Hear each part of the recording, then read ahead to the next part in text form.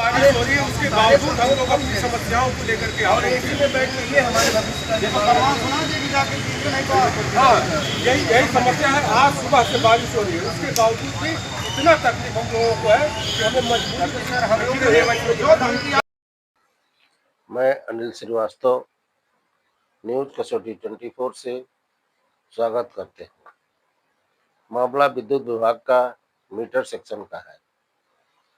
Metre section में विद्युत विभाग के कर्मचारियों ने मीटर रीडर कर्मचारी संघ ने आज चीफ इंजीनियर से मिलकर अपनी बातें और अपनी समस्याओं को रखा। उसके बाद उन्होंने मेरी टीम से मुलाकात की और अपनी बातों को साझा करते हुए अपनी समस्याएं बताई। इस संबंध में मीटर सेक्शन के संघ के कर्मचारियों ने बातचीत के दौरान बताया कि कार्यदायी संस्था द्वारा हमको जो आश्वासन दिया गया था उस आश्वासन को छोड़ दीजिए। हमारी हालत व बंधुआ मजदूरों से भी बदतर हालत कर दिया है। यहाँ तक कि मनरेगा में जो भी मजदूर काम करते हैं उनसे भी हालत हमारी बदतर हो गई है। इतना ही नहीं, कर्मचारियों का जो 2,500 से 3,000 4,000 के आसपास मजदूरी बन रही है वो भी समय से नहीं दे रहे हैं और हमें प्रताड़ित करते हैं। हम लोग जब अपनी समस्याओं को लेकर चीफ इंजीनियर से मिले तो हमको रात में धमकाया जा रहा है, ग्रुप में जोड़ करके हमको धमकाया जा रहा है और अपशब्दों से नवाजा जा रहा है। इसी संबंध में मैं आज चीफ इंजीनियर से मिला। उन्होंने आश्वासन दिया अगर मैं कार्यदायी संस्था से बात करूंगा, अगर सहमत होते हैं तो ठीक, नहीं तो कार्यदायी संस्था के विरुद्ध पत्र जारी करूंगा। शाम तक पता चला कि उन्होंने कार्यदायी संस्था को पत्र लिख दिया है। इसी संबंध में मेरे द्वारा चीफ इंजीनियर से बात की गई तो उन्होंने बताया कि मेरे हाथ में कुछ नहीं है, जो भी होगा बनारस डीएमएस ऑफिस से ही होगा। उन्होंने बताया कि इनका जो पैसा बकाया है या ये किस रेट पे काम कर रहे हैं ये मुझे अभी जानकारी नहीं है। कार्यदायी संस्था डीएसएम ऑफिस से क्या टर्म कंडीशन पे टेंडर लिया है इसकी जानकारी मुझे नहीं है। फिलहाल मैं आज पत्र लिखूंगा और कार्यदायी संस्था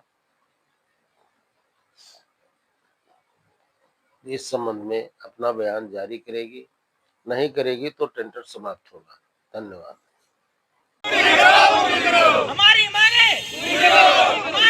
बिलोंग करते हैं, आपकी समस्या? मैं मीटर संघ बस्ती जो हमारे यहाँ मीटर रीडर काम करते हैं उनके संघ से बिलोंग करता हूँ। मेरा नाम जितेंद्र कुमार उपाध्याय है। मैं भी मीटर रीडर हूँ और ये सभी मेरे जितने भी भाई यहाँ पे उपस्थित है सब मीटर रीडर ही है।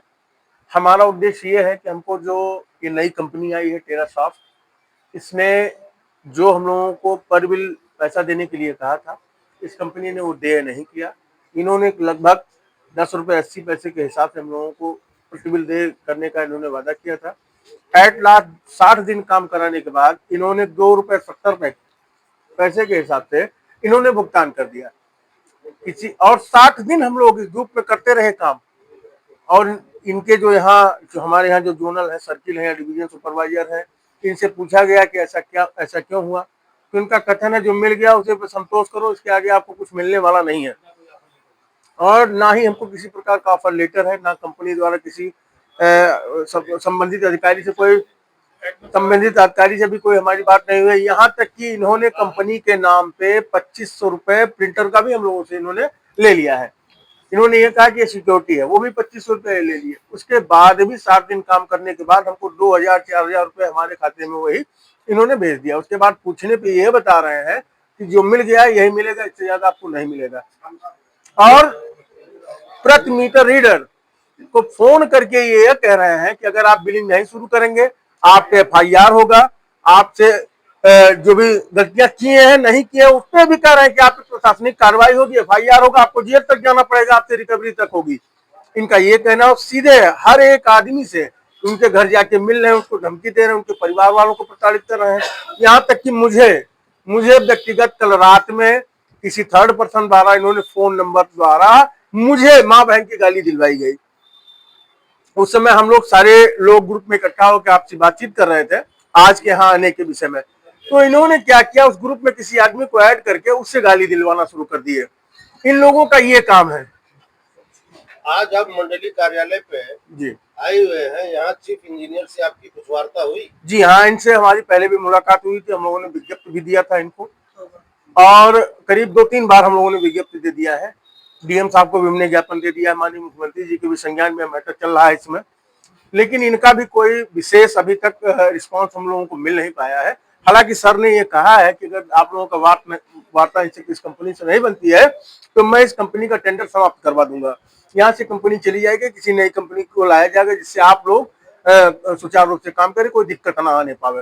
हालांकि सर के इस वक्तव्य से हम लोगों में काफी हर्ष की भावना उत्पन्न हुई कि कम से कम कोई अधिकारी हमारी सुनने वाला तो है। और जहां तक मेरा अनुमान है, इस कंपनी द्वारा केवल हम लोगों का शोषण कराया जा रहा है और शोषण कर रहे हैं। अब ये गाली गलौज पे उतर रहा है, इसमें जितने भी बंधुआ मजदूर बना दिए। यानी आप लोग ये जान लीजिए, तो नरेगा की दैनिक मजदूरी है, मनरेगा में जो एक सामान्य मजदूर मजदूरी पाता है वो भी हमको दे नहीं है। 2 रुपए 70 पैसे में आप 45 डिग्री सेल्सियस तापमान में किसी के घर जाके आप बिलिंग करिए, उसके बाद आपको ये पता लगे कहा 10 रुपया गया, मिला 2 रुपए 70 पैसे के हिसाब से है।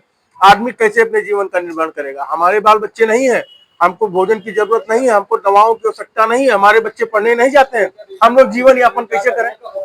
आगे आपका क्या उद्देश्य, आगे आप क्या करना चाहते हैं? आगे अगर हमारी मांगे पूर्ण नहीं हुई तो इस प्रदेश के मुखिया माननीय मुख्यमंत्री योगी आदित्यनाथ जी से हम लोग मिलेंगे। वहां बात नहीं बनती है तो माननीय प्रधानमंत्री तक मैं जाऊंगा, इनको कोर्ट तक खींच के ले चलूंगा, चाहे बात सुप्रीम कोर्ट तक मुझे लेके जानी पड़े, इनको लेके चलूंगा मैं, उसमें कोई दोहरा नहीं है। मुझसे इन्होंने व्यक्तिगत नौकरी देने के नाम पे मुझसे 5 लाख रुपए लिया है। इन्होंने कहा कि आप 90 दिन तक इस कंपनी में पहले अस्थायी रूप से कार्यरत रहे, उसके बाद 90 दिन बाद मैं आपको अस्थायी नियुक्ति करवा दूंगा, कोई दिक्कत आपको नहीं होगी। लेकिन जब हमने पूछा सारी कहानी होने के बाद, आप सामने ये हमको धमकी देते हैं, उसी बात की हमको धमकी दे रहे हैं कि आपको जेल भिजवा देंगे। इनकी यही कहानी है। यहाँ एक सवाल उठ रहा है, आप आरोप लगा रहे हैं कंपनी ने आपसे? कंपनी ने नहीं, नो, मैं कंपनी पे कोई ब्लेम नहीं लगा रहा हूँ। तो किसने 5 लाख रुपए आपसे? सर्किल हमारे यहाँ संजीत सिंह, जोनल बलवंत सिंह, ये सब मिल के पैसा मुझसे लिए 5 लाख रुपए। क्या और किसी से लिए है पैसा? मैं किसी की और की बात नहीं कर रहा हूँ, मैं अपनी व्यक्तिगत बात कर रहा हूँ। मुझे किसी की पीड़ा से मतलब नहीं, मुझे अपनी पीड़ा से मतलब है। भूखे मैं मर रहा हूँ, लोग नहीं मर रहे हैं। मैं अपनी समस्या लोगों से कैसे कहूँ? लोगों से कहा जाए उनके दबाव में ना बोले तो मैं क्या करूंगा? आपके साथ इतने लोग खड़े हैं जी, उनसे उनकी बात मैं नहीं जानता हूँ। मेरी व्यक्तिगत जहां तक बात है, उन्होंने मुझसे पैसा लिया है, इसका मैंने अपनी बीवी तक का जेवर बेच के इनको पैसा दिया है। पैसे देने का कुछ कोई प्रूफ है कि? प्रूफ है, बिल्कुल प्रूफ देंगे इनको हम।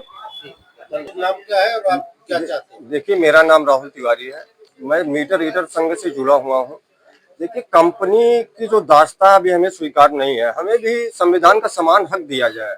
जिस तरीके से हमारा शोषण हो रहा है, ये तो मैंने आजादी के पहले भी नहीं होता था। एकदम बंधुआ मजदूरों की तरह हम लोगों को कंपनी ने रखा है, जबकि इतनी बड़ी कंपनी है, इतने बड़े विभाग, यानी उत्तर प्रदेश पावर कॉर्पोरेशन के लिए हम लोग काम कर रहे हैं। उसके बाद ये रवैया है कंपनियों का हमारे लिए कि ना तो हमें ऑफर लेटर दिया जाता है, ना ज्वाइनिंग लेटर दिया जाता है, और आज अधिकारियों का यह व्यवहार है कि एकदम टोटल अमानवीय व्यवहार किया जा रहा है। हमारी बात को कोई भी अधिकारी आज के समय में सुनने को सक्षम नहीं है।